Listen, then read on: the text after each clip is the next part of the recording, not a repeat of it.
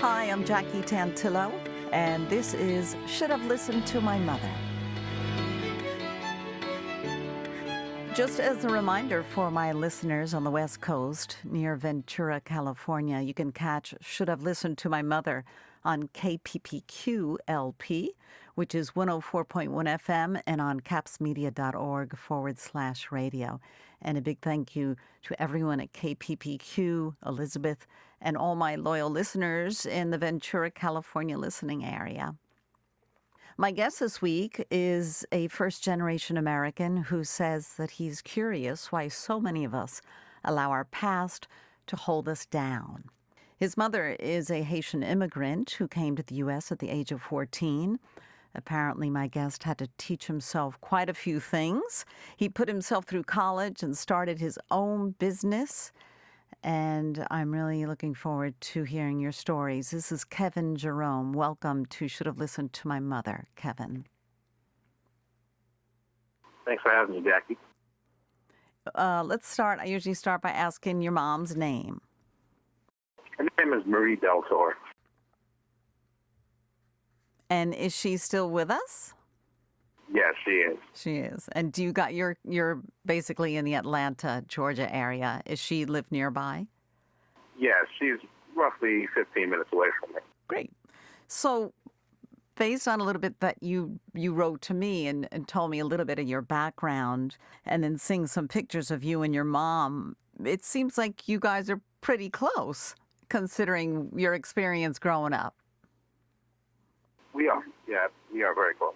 Okay, so is it true you grew up in a 2-bedroom apartment that was originally the same apartment your mom grew up in when she immigrated to the U.S., and there were 14 family members all living together? Yes, there was 14 of us. What was that like? When you're a kid, it never bothers you because you're around your cousins and your siblings, so it's fun because you always have something to do. You don't think about space being an issue growing up in a place like New York. You just know you have your cousins. You always have something to do. There's never a dull moment. So as kids, it never crossed our minds, or at least for me, it never crossed my mind that it was pretty tight where we lived in terms of living quarters. So I had a great time growing up at that stage of my life, that is. Then was there a change somewhere? Yeah, so the change, there was a drastic change when my grandfather passed away. The family, a lot of family things started happening. Little arguments like any family with the older sibling, with the siblings, my mother and her sisters and her brothers. Typically, it usually revolved around money or something that happened to them as a kid.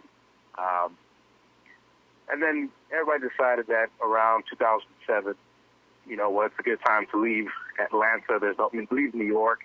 There's nobody really there in New York. The father's dead. Time to spread their wings. So we took a road trip to Atlanta to see a family friend. And my mother and her sister, they liked the area so much that they decided that, we're going to buy a house here. And they up and purchased a house.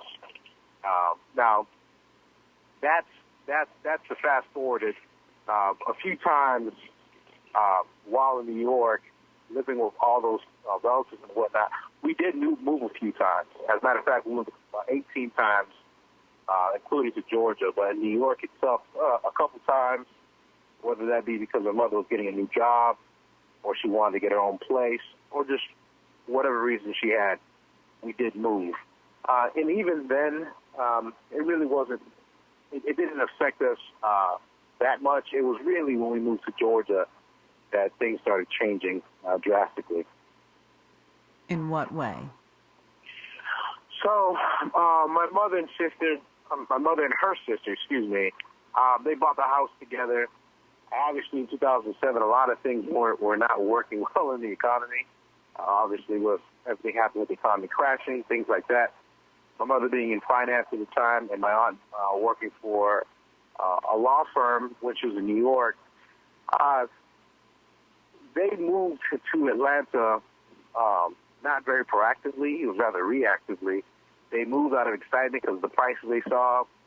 And they figured, well, we moved to Georgia, we'll get a job in no time, we'll live off your income, call it a day. So my mother was supporting her children, me, my sister, and my older brother, and then my cousins, so those 1, 2, but it was about 4 people she was supporting along with herself.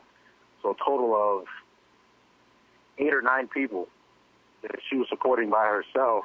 And a lot of things happened between the two, miscommunications, a little bit of selfishness between the sisters. One person is paying for this, the other person, I guess in her own way, she felt as if, I'm too good for this. I'm not going to be doing all this. Just little things, a little bit of entitlement going on. So obviously, 2 ladies that have never owned a house together before, such a big house, they're fighting, so consistently over money. And for whatever reason, my mother decided that she would just give up the house to my aunt. And when she did that, we had to leave the house that our mother purchased with her sister. And so now we were the cousins that had to leave. And that left an impression in my cousin's head that, that house was always their house. It was never our house. So we were the cousins that had to keep on moving because our mother, didn't want to stand her ground in certain aspects. So we had to start moving. And once we started moving, we moved to an apartment in Atlanta. And I had to switch schools. I went to my rival high school. And then from there, while we were living there, my brother decided that, he was tired of all this unnecessary drama. He was old enough, so he, without my mother's consent, decided to join the Army. So now it was my sister and I, and my mother, and my sister was just about to have a child at this time, and she was renting with my mother. So again, a mother living with somebody again, now her daughter, and they're paying all the bills. I'm still a young teen at the time, and decided to went to Chicago to see my aunts for Christmas, and I came home, and the day I came home, I saw the sheriff's department outside. I was wondering what was going on, and my mother was crying. She's saying, "Hey, we're getting evicted. We're moving. Don't tell your aunt this." So from there, we went to another apartment, and that same process repeated itself. This time we got evicted again, and instead of moving to Georgia, at that point, we had to move all the way to Florida in the blink of an eye. And again, living with another sister of hers. So now we're just moving house to house, living with different relatives, and getting a reputation around the family that we were not aware of at the time as kids. Did your mom, you said she was involved in finance when you were in New York. I guess, did that change over all this time? Yeah, so she was in finance in New York as a stockbroker. When she moved to Atlanta, she started doing some temp jobs, things like that. But believe it or not, my mother, for about 15 years, up until 20, actually this year, did not work. She had government assistance, child support for my father, but stopped working, believe it or not. Just 'cause? That's always been the $1 million question. That's always been the root of frustration and anger, the aggression that my older siblings had towards her, I had towards her for a very long time. We were always so confused as to why these things keep on happening. Why aren't you working? Or what's your excuse? We couldn't rationalize it, and we just, at some point, we just rationalized it as mom is just lazy. She doesn't want to work. And that's how we rationalized it. But at some point, we decided we can't keep holding on to this anger towards her, because if we keep this up, it's going to get bad. We'll all go down the same tunnel. Exactly. And to this day, none of you have ever asked her what happened? Oh, we did. We absolutely do, all the time. Matter of fact, we ask her all the time. And after it's been, so long, there's so much unnecessary details when you're just trying to get to the bottom of the cookie jar. all this emotions are involved. Oh, they did this to me. I gave this person money. They never gave back to me. I trusted this person. So a part of the blame is her siblings, for taking advantage. But a significant amount of that blame and the root of it all was her bad decisions. Just overall, if we're getting to the nooks and crannies, she won't admit this, but it was just overall the bad decisions she made that we had to suffer for. Does she regret any of these choices, do you think? I know she does, but her pride is high. My mother's, you would never know she's that kind of person, or her pride is very high. My mother's very bubbly, but my mom likes to live in fantasy rather than reality most of the time. She'd rather show that she's living good than actually lives good. So, yeah, I think she does, especially now that I'm helping her get back on her feet, assisting her with her finances in terms of building her credit, putting her in a good position, things like that. She does in her own way, but the pride is so high, it's going to be a while before she can ever fully admit that. Pride or ego? I'm just curious. I think it's a bit of both. What a shame. I really want her to turn her life around. She still has time, right? Oh, she has a lot of time, and that's what I envision showing her. And so far, she's been following the plan that's been put in place for her. But she says a lot of things. Okay, I want to make you proud, and I have to keep reminding her, I don't want you to do things to make me proud. I want you to do this for you, so you can have something of your own, so that way your grandkids can be proud of you. Well, she has to be proud of herself first. That's what we're not turning this into a counseling session for your mom or anything, but what if she started doing just volunteer work? You get so much in return by helping others. Maybe that could give her some confidence that she has some really wonderful attributes. My mom does a lot of volunteering. Matter of fact, she does a lot of things for Haiti. She does a lot of volunteering. But my mother, she's prone to hard work. Meaning, if it sounds difficult or it doesn't match her version of how she wants to live her life, she's gonna find a way to finagle out of it. That's how she always did. But if it's anything where it revolves around Haiti and potentially getting some notoriety for it, she's got to do it.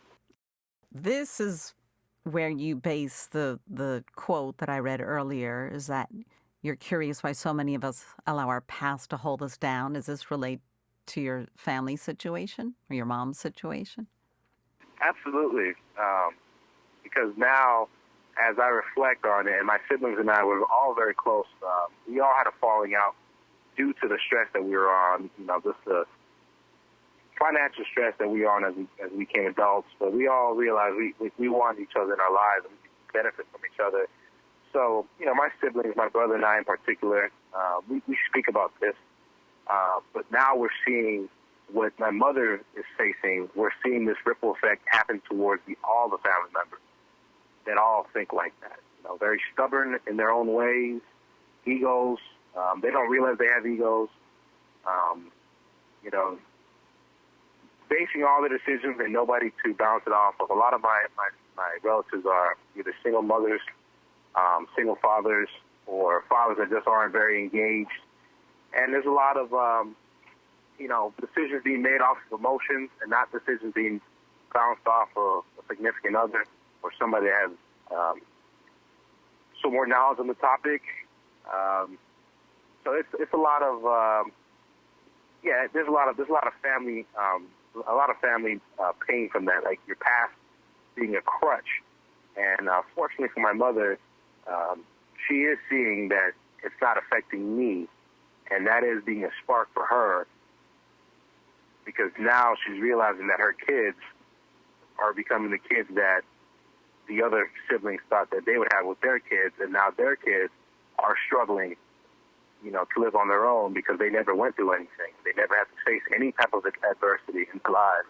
And so now they're struggling to cope with what it means to be an adult. So would you say you're who you are today because of or in spite of your mother? I think I am who I am, a mixture of the two. It'd be hard for me to say I am, who I am without my mother, because that's as if, I knew what life would be like before she ever did what she did. So I would say it's a mixture of the two. The two, right? And it's a gift that she gave you, because look at what you're doing. You have your R&K Wealth Development business, your Atlanta Mobile Detailing Pros business. You put yourself through school. You've learned a lot from all of this adversity, right? Absolutely. So I hope you're proud of yourself. I am. Good. I am. I'm happy for my nieces and nephews, because now, we get to impress upon them what we went through without them having to go through it. Hopefully they'll listen. Oh, they have to listen on their uncle. We're going to teach them. Now, can you share the story of there's two things that you taught yourself to do when you were younger?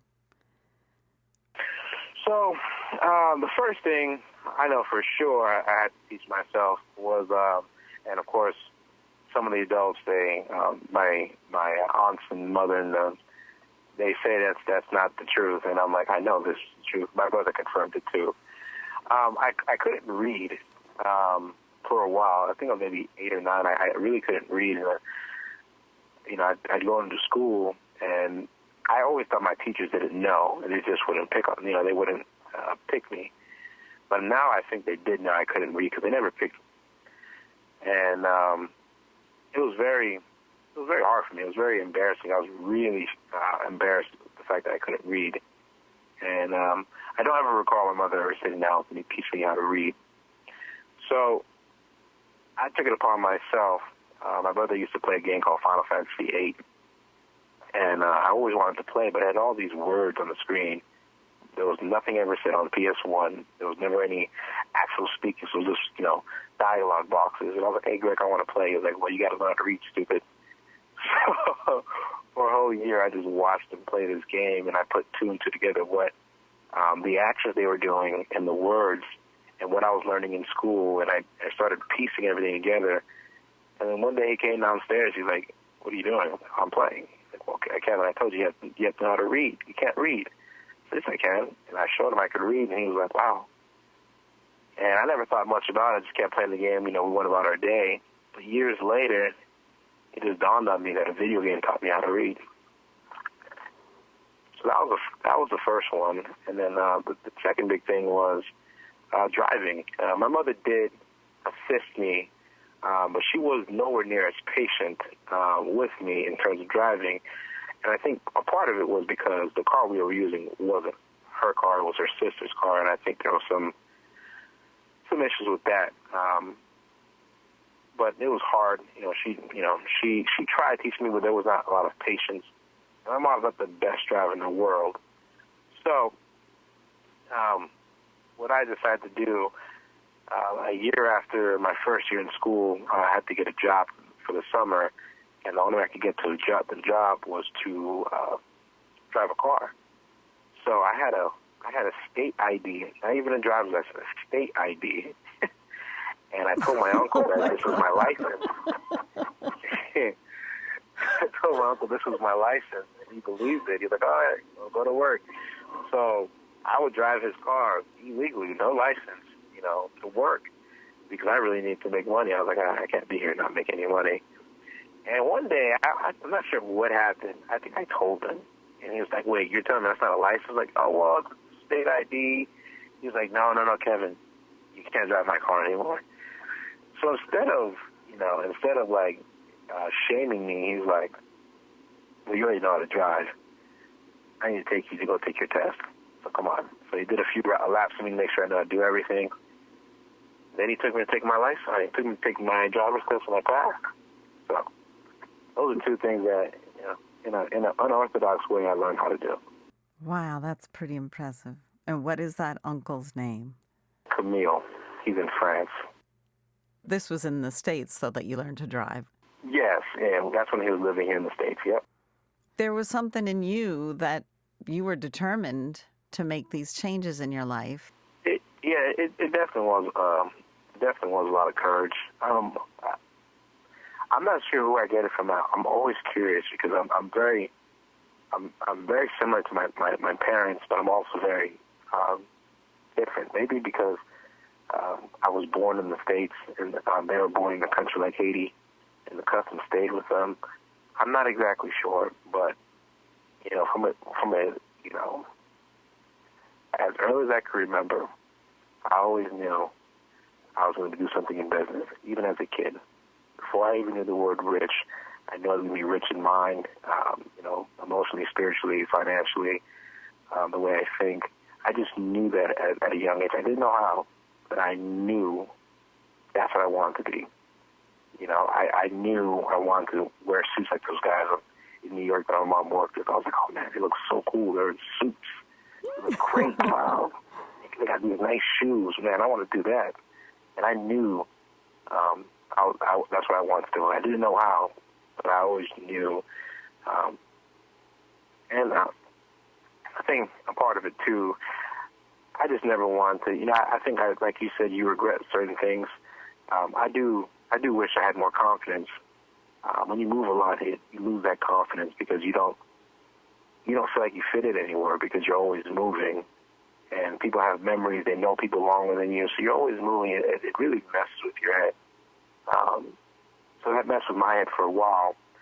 But I think now, when I think back on it, and the things that I struggled with, I now see in other people that they also struggled with things. But the difference is they're still struggling with it. And when I know there's things that are still bothering me from my past, I find a way to tackle it, even if it's going to stress me out for that moment. I'm willing to get stressed out. I'm willing to get really stressed out and just do it. Why? Because I want to be able to say to myself that, you're still young. So what do you do? What do you do to get beat? Well, what would you say to your young self now in that anxious, nervous feeling when you just had to go to your rival high school, or even when you were younger, when you had to move again? What do you say to that boy or girl? Well, the first thing I would do is I think I would cry. I would hug myself and I'd cry first. And I don't cry a lot, but I would cry because I know how low of confidence I had. I think I would cry and hug him and say, hey, look, here's the reality. You're going to go far, and you have no confidence right now. And you're going to go to college, and you have no confidence in yourself right now. You're afraid, to stick out. You don't want people to make fun of you, everything. You're just afraid. But here's the reality. All the guys that are making fun of you, all those kids, all those people that you think are the cool kids, in 5 to 10 years from now, they're going to hold on to these memories, and they're never going to move forward. They're going to be stuck in present, but in the past mentally. And just remember that. That's what I tell myself. Just remember what I said about these same people that are either picking on you or you feel like they've got everything figured out. The reality is a lot of them are going to be stuck in their own heads, and they're going to be stuck in the past, remembering the glory days when they used to, when they had all the awards and whatnot, and they're going to be stuck there.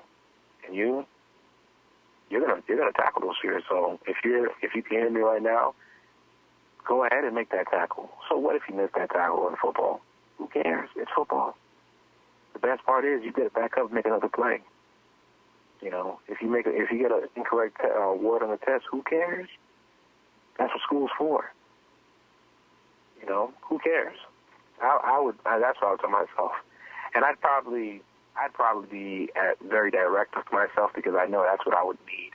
I wouldn't sugarcoat it either. I would after I finish tearing up and talking to myself, I would be very militant and just saying, hey, look, I'm here now. I'm your future you. You're not. You need to shape it up. Go ahead and make that tackle. You're gonna miss. Who cares? You'll make the next one. But go ahead and keep messing up while still going forward, and build that confidence. build that confidence right now, because you're gonna make a lot more tackles than you miss, but you have to give it a shot. You can't just, be passive because you're too afraid to get embarrassed in front of everybody. Did you ever cry when you were younger, when you were feeling all of this anxiety, and did you allow yourself that? I'm trying to think. That's a great question. No, I never did, because it was almost as if we got somewhere, and then I knew it was like imprinted, we're going to move soon. I knew it was going to happen. Something was going to happen. What it did do to me was give me a serious case of anxiety.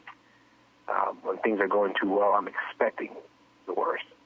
I'm expecting things to go bad, and I never understood why they would go bad. I would just expect them to go bad. Because you had to pick up and move, transition again. Exactly. I always anticipated, and in my mind, it was like an anxiety-stricken thing.